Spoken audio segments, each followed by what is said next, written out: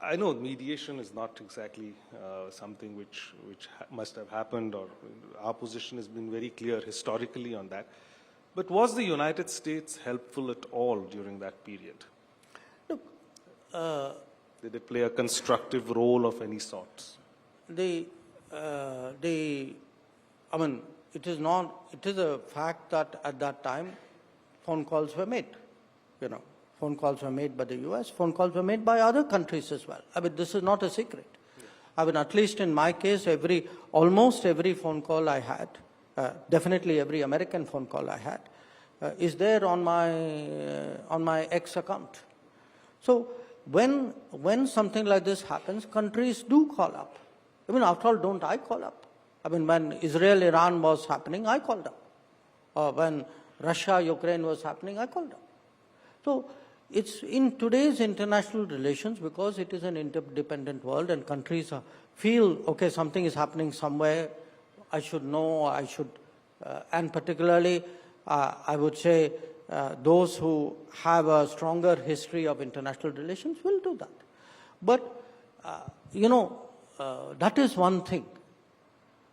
It is something quite different to assert mediation, or to assert that an outcome which was negotiated between India and Pakistan was not negotiated between India and Pakistan, it was. And that was a consequence of military actions, the way it played out? Oh, absolutely. I mean, look, I've done this before, so you don't want me. I tell people that if on the 9th night we had, President Vance, Vice President Vance conveying that, the Pakistanis were going to do a big attack. And then 10th morning, the Pakistanis now ask for talking to DGMO. What happened in the intervening period? What happened in the intervening period was very bad things to their airfields. I mean, to me, the causality is very clear. The causality is a military happening. Ultimately, how does the course of conflict progress? Yes, it can progress through reason, but mostly it progresses through events on the ground.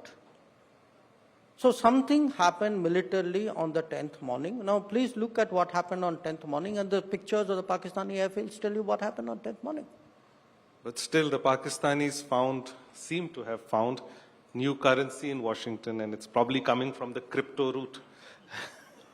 So is that now a new channel of diplomacy which is working in Washington, and that you have to contend with it? Where are we on these? Because see, a lot of countries are facing these difficulties. A lot of allies of US are facing. For that, you have to get another minister to sit here and answer that. No, it's not me.